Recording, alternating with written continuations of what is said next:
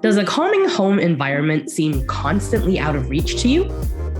Welcome back, everyone, for another episode of Easier with a Friend. As two friends who live incredibly busy lives, we often discuss our ways of finding a bit of zen for ourselves. Today, we actually want to discuss some ideas we've been implementing for bringing that into our home environments too. As usual, this is Chi. And this is Elaine. And we're excited to bring a moment of calmness today. Yep.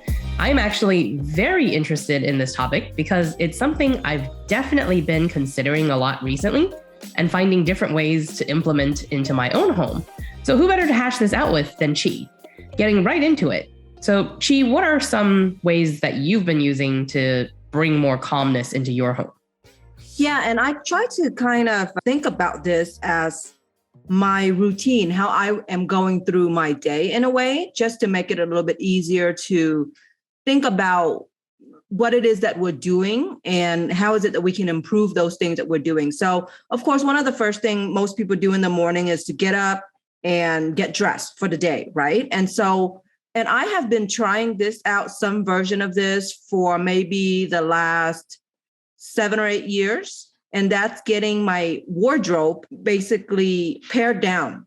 And it's hard at first because as a woman, we love fashion, and I still do. I still love to see what's trendy. I still love to see what's interesting or what's the new color for spring or whatever it is. But I try to basically get my wardrobe down to a selection of few items that I know work well for me. And I try to get items that I know will last too, so that I don't have to constantly be buying or trying to replace it or things like that. But I know there's some people out there who are doing something called a capsule wardrobes, which is basically they would limit themselves to sometimes it's 30 items, and that's including shoes and accessories. Some people do maybe 50 or 60s, whatever the amount it is that you are choosing. The idea is that you don't want to have to spend so much time every morning having to worry and think about your wardrobe. Get items that you know work well for you. And we see this actually, people like Steve Jobs and all those people who are from the Silicon Valley type of industry where they have a uniform. And if you think about it, men have been wearing uniform, aka a suit of some form, to work forever and ever now.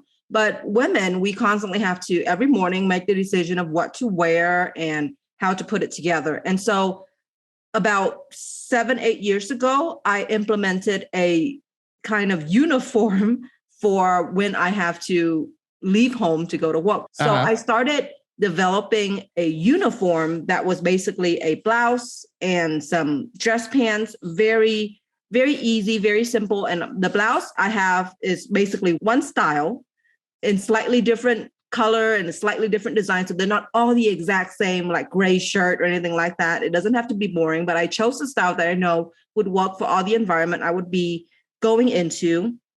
And like I said, just a pair of nice pants. And that's what I would wear every morning that I would have to be leaving my house to go meet with clients.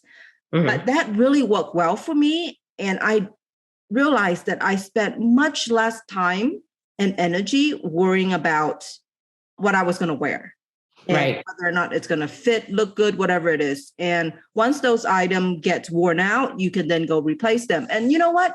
Every now and then, I still see a trendy item that I love, and I will still add it to my wardrobe, but it's not something that I'm completely consumed with. It's not something that I'm totally shopping for every season. So it's just kind of makes it nice and simple and easy and just decrease the amount of time and brain power I'm investing into it.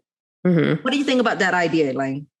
Well, so we've discussed capsule wardrobes before, and I also try to implement it in my life. So I originally was like, oh, this is a great idea. You can do like 30 pieces and they kind of mix and match. And then you still have accessories and shoes, and like, it's still very fashionable, but like in a very classic way. And like minimalistic has always kind of been my personal style anyways. However, I have to say I'm even lazier than that. The way that I usually implement this is I tend to wear dresses a lot these days. When I was younger, I was always a pants kind of girl. Then I got to the age where I started wearing dresses and I was like, why haven't I been wearing dresses before? Because now I just put on one piece of clothing versus like two pieces of clothing. And also, it's so much less restrictive if you're having a bloated day or, your period's on the way or whatever. Like you don't have to, well, okay, so I guess this doesn't apply to women who wear really tight fitting dresses. I don't wear very tight fitting dresses just so that way I can kind of get away with a little bit more when the dresses are looser. But I basically have a dress more or less for every day of the work week. I hardly ever wear pants. And so I don't even have 30 pieces, I think, in my capsule wardrobe. I have like 6, like one extra backup dress. But I will say that what I haven't been able to do well is to get rid of the other no longer useful pieces of my wardrobe, which would probably be good so that I can actually pare down my closet. I just usually look at them and I'm like, well, I mean, I'm going to toss it and then I'm going to need it, I hear you. It's hard. But, I think the point is if you are able to implement any portions of what we're discussing today into some part of your life, I think it will help, right? And so the fact that you've made the decision to, let's say, for work, I'm going to have a capsule wardrobe so that I don't have to spend so much time in the morning stressing, worrying about it. That's already good enough as a starting place, I believe. And maybe one day you'll get around to doing that for the other aspect, for the other part of your wardrobe. Hopefully. So, another idea I have, and again, we're talking about bringing calmness into your house and your life. So what I like to do is that, and this is something my husband and I discuss a lot because when we were house shopping, I did not want to buy a house that had extra rooms that were not going to have a purpose. And I would always tell him, I don't want to be paying property taxes and utilities on a space, on square footage that wasn't going to be in use for us. So I really try to set up my home in a way where each room has its purpose. And I try to think about how that purpose would be adding to my everyday life in some meaningful way. So I'm not saying you can't have a craft room or a hobby room, especially if those things add to your life. Yes, make room for that in your life. And I actually think it's a great idea that if you have a hobby that can be a bit cluttery or messy, that you have a room where you can kind of do those things in there and then close the door and kind of keep it contained in that room so that it won't clutter up the rest of your house. So having a playroom. Now, I understand for those parents out there, I understand that no matter how much you want to designate the playroom as the only room for which toys can be in, your kids will spread toys everywhere. I get that. I'm not saying it's going to be perfect, but for example, with my girls, having a playroom so that when they want to set up something that is a big production where they're setting up shop, playing house, whatever it is they're doing, and they want to set it up and leave it up for a few days or for a long extended playtime, I encourage them to use the playroom to do things like that. So I say, if you set it up in your playroom, mommy won't make you take it down. But if you set it up in the living room, as soon as you're done, you have to take it down and clean it up. And having those kind of limits help contain some of that clutter and messiness around the house. I think it's a great idea. I do try to implement that kind of naturally in my house anyway. I think it's just a part of trying to organize your house to make it more user-friendly. Because for me, one of the main things I do, and I do think this brings more calmness to my life, is everything should kind of have its place. So when I need to go for it, I know exactly where it is. And what I typically do, because I know I'll forget, is when I'm done using it, I put it back. Because otherwise, if you just drop it wherever you've used it, then the next time you need to use it, you won't remember where you left it. And that is definitely going to bring on a little bit of irritation, which is not the point of the exercise, right? But I do typically keep my craft stuff contained I have a guest bedroom closet where all the craft stuff stays. And I have it organized in actually like a shoe organizer. I was reading kind of like organization, I think, lists or whatever. And they were saying, oh, it's a great organizer because it's clear. You can see everything and you can put stuff in every slot. And I was like, this is amazing. And so I sorted all my craft stuff and I put it in there. And it really has been a big help. So I stand by that tip. If you got an extra shoe organizer laying around, it's a great place to do either craft supplies or anything really. Like you can separate stuff and then put it into the little cubbies and then they can all be kind of self-contained. Really works well. And I do think that keeping everything in its place, as you will, just prevents things from moving around the house and cluttering up the house. And I also would say that in your rooms that you're organizing, really kind of spend a little bit of time thinking about where you use these items. You would think this goes without saying, but I've visited people's homes where I'm like, why are these things here? And let's say I'm helping cook in their kitchen. I'm like, but I don't understand why the cups are next to the stove, right? Or like why the spices are like way on the other side of the kitchen. Things will help you out if they live closer to where you use them. So like spices closer to the stove because you might be sprinkling them in as you're cooking, right? Or like on the drawer next to my stove, for instance, I keep all of my cooking utensils like the pot stirrer or the spoon or the ladle or anything like that I might like be using immediately. And also in the cabinets closer to the stove, I keep all of the pots and pans. So just things that make sense that will save you time as you're doing something, activity in that space. Yeah, I totally agree. And I really like what you're saying about how finding a home for every item. And I think it's Marie Kondo. Is that how you say her name? Marie Kondo, that says clutter. Yeah. And I'm totally going to be misquoting her, but she says something to the effect of clutter is an item that hasn't been put back into its home or something to that effect. But yeah, I think your brain really register clutter in a negative way. It causes more stress to your brain, whether it be consciously or subconsciously. Having a tidier environment around you does provide your brain with a lot of calmness. It really does. Yeah. So one of the other things too that I really have been trying to think about when I was starting out my journey in minimalism is to think about how I wanted to decorate my house, because of course there are people who are extreme minimalists and they basically have literally not even a bed or a couch. And that's not my goal.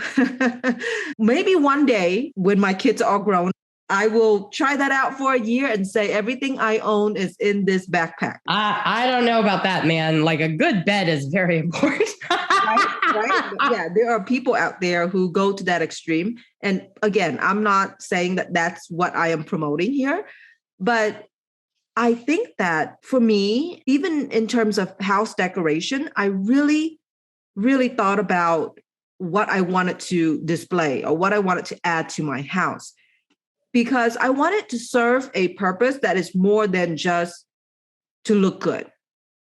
And so one of the things that I had heard this scientist talk about one time is that when you have items that remind you of good times, that brings about good memory, it can add to your happiness. And one of the easiest way to do that is to put up family pictures. And it can be from your favorite vacation. It could be from when the kids were younger. It could be your wedding day or when you guys were dating and you went on that really fun trip. Because every day when you pass by, all those things helps your brain remember those happy times. Mm-hmm. And so that's something I never really did before because it wasn't something that was really done in my mom's house. She had the more typical decorative items that you could find at maybe TJ Maxx or Target. But in my own home, and specifically in my family room where we hang out a lot, I removed the TV. And instead, we have a lot of family pictures up. We have pictures from our favorite holidays, picture from our travels. And I added those items into the room as part of decoration because I feel like instead of just sitting there and looking good, which I do think they look great, I spent a little bit of money on the frame to make sure that they look good and they fit into my decor. But I think it also really makes that room a really nice and loving place for all of us to hang out. And this is something that I have learned too from minimalism is that sometimes when you remove items from the space, it could add to the sense of style that you have. Because again, minimalism is about owning less things, but having less items mean you have to manage less things. But for me, I realized that, hey, if this item isn't serving a purpose, it's okay to remove it. It's okay to not have every single wall decorated in the house. It's okay to have just one wall in each room, have something on it. Having less things can be its own style. I have to say that doing this segment with you has really made me rethink my decorations. Oh, I love your house. Your house actually is very nicely decorated. Every time we go for holidays, we always talked about how this house feels so mature compared to some of us who have toddlers in our house. Well, I mean, that's partly because you have toddlers. It's not to be helped. I mean, I think if we had a toddler, our house would probably not be decorated. So I do have to say a lot of my decorations are just for decoration purposes only. They don't serve any sentimental purpose. I think I have a mix of items that are sentimental versus just for decoration purpose only. We do try to, when we go on vacation, my, I guess, idea of buying a souvenir or whatever, I'm not into just like little Eiffel Towers or things like that. But if I see something like maybe something a street artist sketched or painted, I've got a few tiny little sketches of like, I've got a sketch from, I think from Spain, and I've got one from Italy, which reminds me of the trips that I've taken there. And I think that for me is a very nice way to look back on those trips. And it's something decorative for the home. I definitely could do better on the picture thing. I have been thinking of putting up a picture wall and haven't gotten around to doing that yet. But I would say that definitely house decorations is where my minimalism fails me. I'm a minimalist nightmare when it comes to home decor. No, I actually think your place, you have a very nice selection of well-curated items that really fits together. And also it's a nice reflection of you and Nick. So I actually really like the way your house is decorated. Oh, thank you. Yeah, it feels a lot more mature. And I think that's what the point of this is too, is that you don't have to go with minimalism. If that item serves the same purpose as a picture from a vacation, then it serves that purpose, the same purpose, right? It's still reminding you of the good time. Yeah, I really like the way your house is decorated. Thank you. But yeah, I mean, I don't really have any, I guess, tips for home decoration so much as for me personally, the way that I've always curated my house is anything that I bring in has to be something I truly love, right? And even if it's a piece that I know I want, I'm just like, oh, something belongs here and I haven't quite found it yet. I'll let it sit empty for like years and years and years while I shop for the right thing versus just buying something to just plug it in there. Yeah. Like, because I think that if it's going to take up space in my house, I'm going to pay money for it. And then I'm going to, like you said, pay property tax on the space that it's occupying, then it might as well be something that I truly, truly love. But that doesn't always mean that they have great memories attached. It's just a piece maybe that I really love for the house. But every so often, you also have to go through and edit, just kind of pare back and just be like, well, maybe I really love this item when I got it, but it hasn't served maybe the purpose that I thought it did. Maybe it's just occupying space now and it could really go make room for something else. Like those are the times you really have to reflect and be like, all right, like this item can now go. That's actually a really good tip, is that it doesn't have to be permanent, that you should go back and edit those items and rethink right. if it's still doing what it should for you. And yeah, I think that's actually a really, really good, because you're not completely married to that item just because you bought it. You can always resell it if you need to make room for something else. And that's definitely a concept of minimalism, where something comes in, something must go out, right? Because you can't just be adding things without ever subtracting things, because your house is a box that can only be filled with so many items before it run out of space. But Correct. Yeah, in a similar kind of way, again, thinking about how we go about our day, one of the other things that I do, which I think has really helped in terms of bringing more calmness into my house, because again, we're trying to fight the kind of natural chaos and clutter that happen when you live in a space, is that when it comes to the rooms that I most use, I try to have a time of day to go through and reset that room. So for me, in my house, it would be my kitchen and my living room. my kitchen, because of course, being a family of 4, we eat every day, cooking, all that stuff. It kind of has to be done. The kitchen automatically has to be clean every day. And then for the living room, it's a space, like I said earlier, where my family, we really like to hang out there.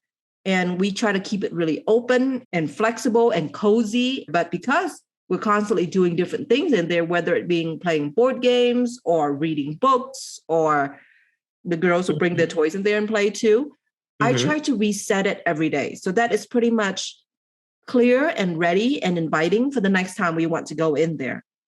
And even though sometimes, to be completely honest, other rooms in my house get neglected because I didn't have time to reset those rooms, or they stay messy for a little while. But having just certain rooms that you use a lot, like my kitchen and my living room, be clean and spending a little bit of time to reset it every day makes me feel like my house isn't as messy as it really is. It makes my mind feel like, okay, in this room that I spend most of my time, it's ready to go. It's clean. It's not cluttered. It's calming. Your brain just feels more calm when you go into that room and it's reset and ready to go. I definitely agree with that. We have set a goal to remember to kind of like refresh our kitchen every night, just like you put the dishes in the dishwasher, clean off the counters. So that way, when you come down in the morning, because our space with the kitchen, living room, dining room is just open concept. So for us, you come downstairs in the morning and it's just all like one sight line.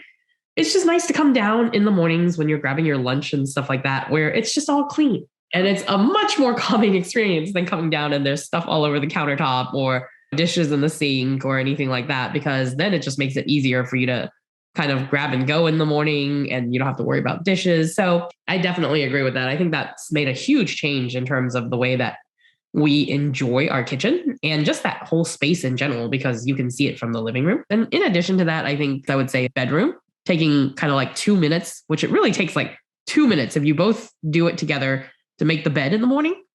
And it just is really nice to come home to a made bed when you come home at night. Is a good practice to implement. Yeah, I totally like the idea of what you just said. It really paints this image of how when you first walk down from your bedroom into your kitchen and living room area every day and seeing that clean slate, right? It almost is like, hey, I'm starting my day out fresh. Whatever happened yesterday is done. And in a similar way, when you come home at night and you're ready to get into bed and enjoy that calmness in the bed, it's ready and inviting for you. So making the bed also kind of does the same thing to help you wind down at the end of the day. And so, yeah, I think that's actually a really good way to put it, that you get to have that fresh start and then you get that inviting calmness right before you relax and go to sleep. And that kind of ties into one of the other things that I really started doing actually early in the morning, because there was just so much chaos when you're trying to get your kids up and get them ready for school. And there's always that time crunch of like, oh, hurry it up. Don't forget this. Don't forget that. I try to set the mood. And right now it's us playing music. So we'll play some calming music, and music is so powerful. Right. Right. And so having very calming music in the morning, it makes all of us calmer. It puts us all in a better attitude. And some of the other things that you could do, maybe not early in the morning, is you can do candles. Candles is a great way to set the mood. And during Christmas, I got us some very Christmas scented candles, and it really makes the house feel extra Christmassy. Like it really brings about that complete Christmas magic when not only does the house look decorated, also smells like Christmas. And then one last thing, and this is something I've asked Elaine about because I know she uses them essential oils. Can you tell us more about that, Elaine? Yeah, so I agree with all the things you just said, by the way, first of all. Well, and I was going to say the person who would agree with you more is Nick. Nick is all about setting the mood, candles and music and lighting. And he's all about that. He's about that life. But candles in particular, he just likes the house to smell good in general. I prefer the essential oil diffusers, just a little bit more natural and safer, less parabens and phthalates. So the essential oil diffuser is really kind of more our compromise. And what I like about it is that it really can serve so many purposes, right? A lot of the essential oil diffusers are also kind of like mini humidifiers a little bit. They use water as a base. And so it also adds a little bit of humidity to the house, which is always nice when it's dry. So having something a little bit dual purpose like that, I think is really nice. And then I think the essential oils themselves, just like, again, a lot cleaner. If you're really someone who's very much watching the chemicals, you can do organic ones. And secondly, and this just really depends on, I guess, how much you believe in essential oils. I don't necessarily use them for the medical benefits, but a lot of essential oils provide secondary benefits like deeper sleep, better for, let's say, if you have sinus issues this week or you have allergy issues, there are essential oils that can help with that. So in addition to making your house smell good, they can also kind of help with secondary issues like that. Once again, that's the end of Easier with a Friend for today. We truly appreciate each and every one of you so much for tuning in. Just a reminder to reach out to a friend today to share any new ideas you may have picked up. If you enjoyed today's episode, remember to subscribe to the podcast on Facebook, Spotify, or Apple Music so you won't miss any new episodes. Follow us on Instagram at Easier with a Friend, on our Facebook page, Easier with a Friend, or email us at easierwithafriend@gmail.com. Check out our website, easierwithafriend.com, for today's transcript.